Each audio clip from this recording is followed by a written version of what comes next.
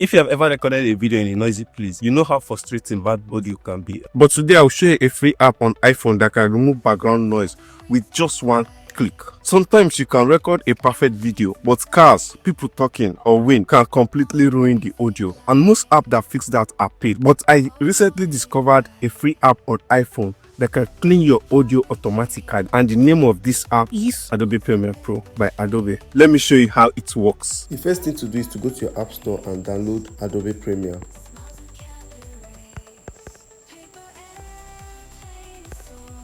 Once you are here, this is the app, and I've already downloaded this app on my phone. That is why it's showing me open. All I have to do is to click on open. I already have my video on this timeline, so this is how the interface look like.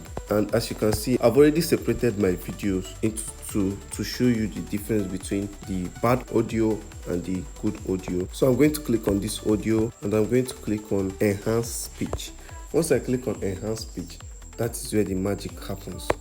As you can see, this is how it works. So I'm going to play the before and after the audio, so you're going to listen and watch the difference between these two audios. Now, this beginning part is the bad audio. People think money is the problem.